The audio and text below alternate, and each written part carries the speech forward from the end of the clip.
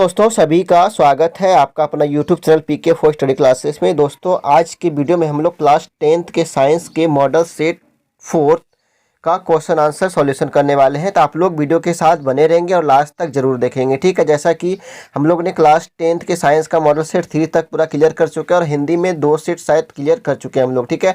तो इस वीडियो हम लोग क्लास 10th के साइंस का चौथा सेट पूरा क्लियर करने वाले हैं, पूरा समझने वाले हैं। पूरा ध्यान से अगर आप समझेंगे तो आपको यहीं पे सारे क्वेश्चन याद हो जाने वाले, ठीक है। बहुत सारे क्वेश्चन जो है कि रिपीटेड होते जा रहे हैं, जैसे जैसे हम लोग पढ़ते जा रहे थे तो हर एक सेट में बहुत सारा क्वेश्चन जो है वो रिपीटेड मिलता है, तो जो कि हम लोगों का क्या क्या होता है, रिवाइज होते जा रहा है, ठीक है। तो आप लोग ध्यान से समझेंगे और देखेंगे, ठीक है। तो चलिए पहला क्वेश्चन देखते हैं क्या है। पहला क्वेश्चन क्या है, किसी बिंब का वास्तविक तथा समान साइज का प्रतिबिंब प्राप्त करने के लिए बिंब को उत्तल लेंस के सामने कहाँ रखें। क्वेश्चन को फिर से समझिए, क्वेश्चन बड़ा है थोड़ा। किसी बिंब का वास्तविक तथा समान साइज, यानी कि समान साइज का क्या है, वास्तविक है, ठीक है, कि प्रतिबिंब प्राप्त करने के लिए बिंब को उत्तल लेंस के सामने कहाँ रखें। तो क्या होगा आंसर इसका, फोकस दूरी की दो गुनी दूरी पर, फोकस दूरी की 2 गुनी दूरी पर। तो क्या है option number B right answer होगा क्वेश्चन नंबर 1 का, ठीक है। फोकस दूरी की 2 गुनी दूरी पर, ठीक है। तो चलिए क्वेश्चन नंबर 2 पे आते हैं कि ध्रुव और वक्रता केंद्र को मिलाने वाली रेखा को क्या कहते हैं। ध्रुव और वक्रता केंद्र को मिलाने वाली रेखा को क्या कहते हैं, इसको कहते हैं मुख्य अक्ष। क्या कहते हैं, मुख्य अक्ष। Option number C right answer होगा मुख्य अक्ष, ठीक है। चलिए आगे बढ़ते हैं, क्वेश्चन नंबर 3 पे आते हैं कि दाढ़ी यानी हजामत, जो दाढ़ी हम लोग बनाते हैं ना सैलून में जाके, देखिए ये क्वेश्चन हम लोग पहले भी कर चुके हैं, ठीक है। इसको समझ चुके हैं, इसको जान चुके हैं। तो आप लोग इसका क्वेश्चन को देखते देखते आंसर कर दे पाएंगे अच्छे से। हमको उम्मीद है आप लोगों से कि ये क्वेश्चन आप लोग को तुरंत दिमाग में आ गया होगा कि दाढ़ी बनाने की में किस प्रकार के दर्पण का उपयोग किया जाता है। तो क्या होगा, अवतल दर्पण। किसका, अवतल दर्पण। Option number C right answer होगा अवतल दर्पण, ठीक है। चलिए आगे बढ़ते हैं क्वेश्चन नंबर 4 पे। अवतल लेंस की फोकस दूरी क्या होती है। अवतल लेंस की जो फोकस दूरी होती है वो क्या होता है, ऋणात्मक होता है, धनात्मक होता है, ये भी ए एवं बी दोनों होता है, या फिर इनमें से कोई नहीं होता। तो क्या होगा, 4 नंबर का क्वेश्चन का जो आंसर होगा वो होगा ऋणात्मक, यानी कि option number A is right answer होगा। यहाँ पे उत्तल लेंस होता है तो उत्तल लेंस का क्या होता है, धनात्मक हो जाता है, लेकिन यहाँ पे क्या अवतल लेंस है तो इसका होगा, इसका ऋणात्मक हो जाएगा। Option number A is right answer होगा क्वेश्चन नंबर 4 का, ठीक है। चलिए आगे बढ़ते हैं क्वेश्चन नंबर 5 पे कि अवतल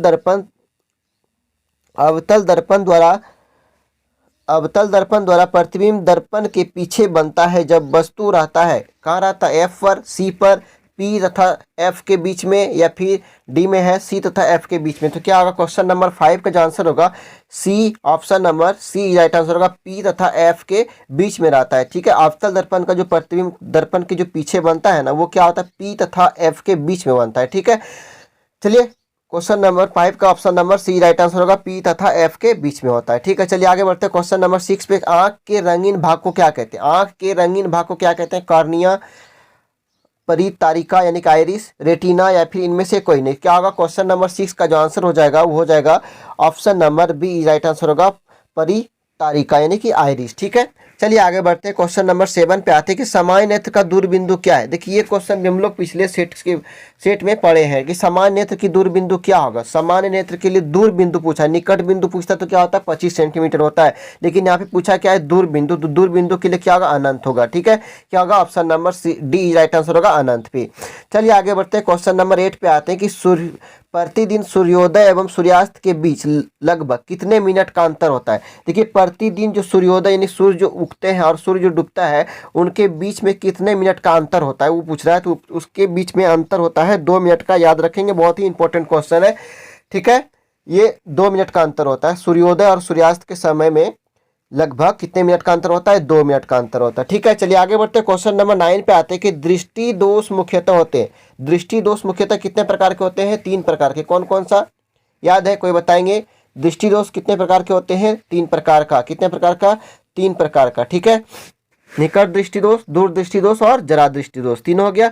तो option number C right answer होगा 3 प्रकार के। चलिए आगे बढ़ते हैं क्वेश्चन नंबर 10 पे आते हैं किसी विद्युत बल्ब का अनुमानता 220 वोल्ट अनुपात 100 वाट है, जब इसे 110 वोल्ट पर चालित करते हैं तब इसके द्वारा उपयुक्त शक्ति कितनी होती है। ठीक है, देखिए बहुत अच्छा क्वेश्चन है, समझने वाला क्वेश्चन है। ठीक है, तो विद्युत वोल्ट बराबर जो होता है फार्मूला आप लोग को पता है, P इक्वल टू क्या होता है, वी आई होता है। क्या होता है, वी आई। P बराबर क्या वैल्यू दे रखा है, 100 वाट, यानी कि 100 दे रखा है, तो यहाँ पे हमको क्या निकालना है, आई निकालना है। तो V का वैल्यू क्या है, V का वैल्यू क्या है, 220 है। यहाँ पे देख रहे हैं हम लोग 200 क्या है, 20 है, तो 220 इंटू आई। ठीक है, तो आई का यहाँ से वैल्यू हम लोग निकालेंगे, थोड़ा इसको पतला करते हैं। ठीक है, तो यहाँ पे क्या आ जाएगा, आई बराबर, थोड़ा साफ करके लिखते हैं। ठीक है, P बराबर क्या होता है, V इंटू आई। P बराबर कितना दे रखा है वैल्यू, 100, और V का वैल्यू कितना है, 220 इंटू आई। आई बराबर क्या हो जाएगा भैया, 100 बटे 220, तो कितना आ जाएगा आंसर, 0 से 0 खत्म हो गया, 5 दो पंचे 10 और 11 दूनी 22, यानी कि आई का जो वैल्यू निकल गया वो कितना निकला, 5/11। ठीक है, यहाँ तक ठीक है। तो अब हम लोग को क्या निकालना है, 110 वोल्ट प्रचालित करते हैं तब, यानी कि यहाँ पे दिया है V बराबर कितना, 110, तो यहाँ पे हो जाएगा P बराबर V इंटू आई। V का वैल्यू कितना दिया है, 110, 110 इंटू 5/11, 11 से कटाएंगे 110, तो कितना बार में, 10 में, 10 पचे 50, 10 इंटू 10 इंटू 5 करेंगे तो कितना होगा, 10 पचे 50। तो यहाँ पे ऑप्शन नंबर 6C में है 50 वाट का, 50 वाट का। ठीक है, तो याद समझ में आया, आप लोग इसको अच्छे से कॉपी में लिख लेंगे तो समझ में आ गया होगा। ठीक है, चलिए यहाँ पे इसका जो आंसर हो जाएगा क्या हो जाएगा, 50 watt. Option number C is right answer होगा। चलिए आगे बढ़ते हैं, क्वेश्चन नंबर 11 पे आते हैं कि एक कूलम आवेश में कितने इलेक्ट्रॉन होते हैं। एक कूलम आवेश में इलेक्ट्रॉन की संख्या कितनी होती है, एक कूलम आवेश में कितने इलेक्ट्रॉन होते हैं। तो यहाँ पे option number B right answer होगा, 0.6 into 10⁻18। Option number B is right answer हो जाएगा। ठीक है, चलिए आगे बढ़ते हैं। याद हो गया, एक कूलम आवेश में कितने इलेक्ट्रॉन होते हैं, 0.6 इंटू 10⁻18 इलेक्ट्रॉन। ठीक है, तो option number B is right answer हो गया। चलिए आगे बढ़ते हैं, क्वेश्चन नंबर 12 पे आते हैं कि चुंबकीय क्षेत्र अधिक प्रबल होता है। चुंबकीय क्षेत्र अधिक प्रबल होता है चुंबक के मध्य में, चुंबक के ध्रुव पर, या फिर चुंबक के ऊपर, या फिर चुंबक के अंदर। क्या होगा, 12 नंबर का जो आंसर हो जाएगा option number B right answer होगा, चुंबक के ध्रुव पर। ठीक है, चलिए आगे बढ़ते हैं, क्वेश्चन नंबर 13 पे आते हैं कि उपयोगी पवन ऊर्जा प्राप्त करने हेतु पवनों का न्यूनतम वेग होनी चाहिए। ये क्वेश्चन भी हम लोग प्रीवियस ईयर वाला जो हम लोग मॉडल सेट पढ़ रहे थे उसमें भी हम लोग ये क्वेश्चन को पढ़े हैं। ठीक है, कितना हो गया, 15 किलोमीटर प्रति घंटा। याद आया क्या, 15 किलोमीटर प्रति घंटा के दर से ये उपयोगी पवन ऊर्जा प्राप्त करते हुए करने हेतु पवन का न्यूनतम वेग कितनी होती है, 15 किलोमीटर प्रति घंटा के स्पीड से होता है। ठीक है, चलिए आगे बढ़ते हैं, क्वेश्चन नंबर 14 पे आते हैं, 14 पे, कि अम्ल एवं क्षारक के बीच की अभिक्रिया कहलाती है संयोजन, वियोजन, या उदासीनीकरण, या अवक्षेपण। क्या होगा, क्वेश्चन नंबर 14 का option number C right answer होगा, उदासीनीकरण। ठीक है, क्या हो जाएगा, उदासीनीकरण। चलिए आगे बढ़ते हैं, क्वेश्चन नंबर 15 पे आते हैं कि शाक सब्जियों का विघटित होकर कंपोस्ट बनना किस अभिक्रिया का उदाहरण है। शाक सब्जियों का विघटित होकर कंपोस्ट बनना किस अभिक्रिया का उदाहरण होता है, उष्माशोषी, उष्माक्षेपी, संयोजन, या विस्थापन। क्या होगा, क्वेश्चन नंबर 15 का जो आंसर हो जाएगा option number B right answer होगा, उष्माक्षेपी। क्या होगा, उष्माक्षेपी। ठीक है, चलिए क्वेश्चन नंबर 16 पे आते हैं कि BaL2 + Na2SO4 को जब रिएक्शन किया गया तो BaSO4 + 2NaL किस प्रकार की अभिक्रिया है। ये क्या होगा, संयोजन अभिक्रिया, वियोजन अभिक्रिया, विस्थापन अभिक्रिया, या द्विविस्थापन। यहाँ पे हो जाएगा द्विविस्थापन अभिक्रिया। किस तरह का अभिक्रिया ये है, ये द्विविस्थापन अभिक्रिया नहीं, option number D is right answer होगा क्वेश्चन नंबर 16 का। ठीक है, चलिए आगे बढ़ते हैं, क्वेश्चन नंबर 17 पे, उदासीनीकरण अभिक्रिया से प्राप्त होता है लवण, जल, दोनों, या फिर इनमें से कोई नहीं। तो क्या होगा, क्वेश्चन नंबर 17 का जो आंसर हो जाएगा वो option number C right answer होगा, दोनों, लवण और जल, इसमें दोनों प्राप्त होता है। तो यहाँ पे option number C is right answer होगा क्वेश्चन नंबर 17 का। ठीक है, चलिए आगे बढ़ते हैं, क्वेश्चन नंबर 18 पे। अगर वीडियो को अच्छा लग रहा है तो अपने दोस्तों में, भाई में जितने ज़्यादा हो सके लाइक, शेयर एंड सब्सक्राइब करवाएं, और इस पीके फॉर स्टडी क्लासेस को थोड़ा सा सपोर्ट करें। आप लोगों के लिए पीके फॉर स्टडी क्लास हमेशा मेहनत करने के लिए तैयार है। बस आप लोगों का थोड़ा सा प्यार चाहिए इसको, इस चैनल को थोड़ा सा बड़ा कीजिए, इसको विस्तार से कीजिए, आपके लिए हमेशा ये मेहनत करने के लिए तैयार है। ठीक है, तो चलिए आगे बढ़ते हैं। क्वेश्चन नंबर 18 पे आते हैं कि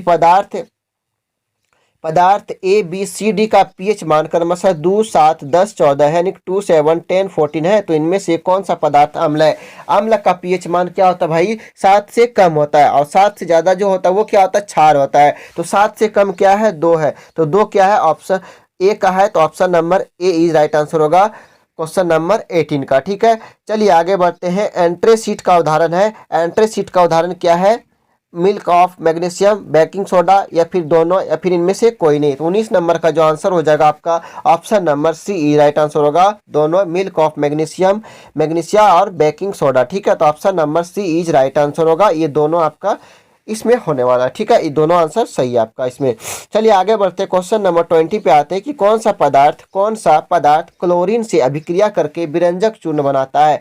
कौन सा पदार्थ क्लोरीन से अभिक्रिया करके विरंजक चूर्ण बनाता है, तो क्वेश्चन नंबर 20 का जो आंसर होगा आपका option number D is right answer होगा, CaO। ठीक है, चलिए आगे बढ़ते हैं। उभयधर्मी के ऑक्साइड का उदाहरण है, उभयधर्मी के ऑक्साइड के उदाहरण है Al2O3, या फिर बी में है 2ZNO होगा, यहाँ पे 2NO नहीं होगा, ZN होगा। ठीक है, चलिए आगे ऑप्शन नंबर सी है दोनों, और इनमें से कोई नहीं, ऑप्शन नंबर डी है। तो ऑप्शन नंबर 21 नंबर का जो आंसर होगा आपका option number C is right answer होगा, दोनों होगा Al2O3 प्लस ZNO। तो option number C is right answer होगा क्वेश्चन नंबर 21 का। कांसा मिश्र धातु है, देखिए 21 नंबर का जो 22 नंबर का जो क्वेश्चन है, कांसा मिश्र धातु, कांसा जो बनता है ना, टीन और तांबा को मिलके बनता है, तो यहाँ पे Cu प्लस SN, यानी कि option number A is right answer होगा।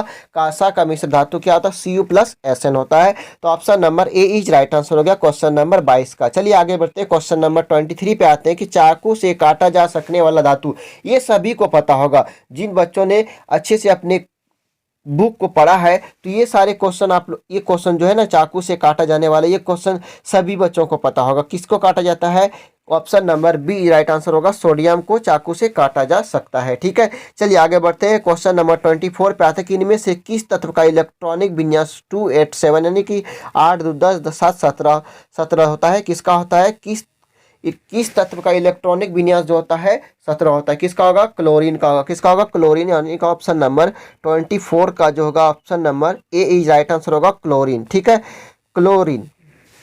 चलिए याद रखेंगे, ये सब क्वेश्चन बहुत अच्छा क्वेश्चन है, आप लोगों के लिए बहुत ही लाभदायक होने वाला है। तो आप लोग अच्छे से समझ के, अगर कहीं पे आपको प्रॉब्लम होती है, आपको कोई क्वेश्चन में दिक्कत आ रही है, तो आप हमें कमेंट करके जरूर बताएंगे, हम उसको फिर से आपके पास रखने का, अच्छे से और विस्तार से रखने का कोशिश करेंगे। ठीक है, चलिए आगे बढ़ते हैं। क्वेश्चन नंबर 25 पे आते हैं कि निम्न में कौन सा कथन असत्य है। असंतृप्त हाइड्रोकार्बन में द्विआबंध अथवा त्रिआबंध होते हैं। मीथेन असंतृप्त हाइड्रोकार्बन है। एल्काइन का सामान्य सूत्र CnH2n-2, ये भी ठीक है। एल्काइन का सामान्य सूत्र CnH2n+2, ये एल्काइल, यहाँ पे एल्किन होना चाहिए, यहाँ पे एल्काइन दे दिया, ये भी गलत है। और ऑप्शन नंबर बी भी ये गलत है, तो यहाँ पे दोनों गलत दिख रहा है, ए बी और डी दोनों, यानी कि 25 का जो आपका आंसर होगा बी डी दोनों यहाँ पे गलत है। अगर यहाँ पे एल्काइन देता तो, एल्किन देता तो यहाँ पे ठीक हो जा सकता, लेकिन यहाँ पे दोनों गलत है। ठीक है, आप इसको ध्यान से देखेंगे। चलिए आगे बढ़ते हैं। 26 पे आते हैं कि बेंजीन का सूत्र क्या होता है। ये फार्मूला सभी को पता होगा, बेंजीन का सूत्र क्या होता है कमेंट में बताएंगे। 26 का आंसर क्या आ जाएगा, सी नंबर, यानी कि C6H6। ठीक है, यानी कि बेंजीन का जो सूत्र होता है, अनुसूत्र क्या होता है, C6H6। चलिए आगे बढ़ते हैं। 27 पे आते हैं कि इनमें से कौन तत्व उपधातु नहीं है। इनमें से कौन तत्व उपधातु नहीं है, बोरॉन, सिलिकॉन, जर्मेनियम या फिर हाइड्रोजन। क्या होगा, 27 का जो आंसर होगा हाइड्रोजन, यानी कि option number D is right answer होगा। चलिए आगे बढ़ते हैं 28 पे कि पाइरुवेट के विखंडन से यह CO2 H2O तथा ऊर्जा देता है, यह क्रिया होती है। यह क्रिया क्या होती है, कोशिका द्रव में, माइटोकॉन्ड्रिया में, फिर हरित लवक में या फिर केंद्रक में। क्या होगा, 28 का जो आंसर होगा option number B is right answer होगा, माइटोकॉन्ड्रिया में। ठीक है, चलिए आगे बढ़ते हैं। 29 पे पौधों में वाष्पोत्सर्जन किस भाग में होता है? पौधों में वाष्पोत्सर्जन किस भाग में होता है? फूल पे, जड़ में, तना में, पत्ता में। तो किस में होगा? पत्ता में। Option number D is right answer होगा, पत्ता में। ठीक है, चलिए आगे बढ़ते हैं क्वेश्चन नंबर 30 पे। अमाशय में कौन सा एंजाइम पाया जाता है? अमाशय में टाइलिन, लाइपेन, ट्रिप्सन या फिर पेप्सिन। क्या होगा? अमाशय में कौन सा एंजाइम पाया जाता है? 30 नंबर का जो आंसर होगा option number C is right answer होगा, ट्रिप्सन में। ठीक है, ट्रिप्सिन। चलिए आगे बढ़ते हैं क्वेश्चन नंबर 31 पे कि दो तंत्रिका के मध्य खाली स्थान को क्या कहते हैं? द्रुमिका, सिनेप्स या फिर एक्सॉन या फिर आवेश। क्या होगा?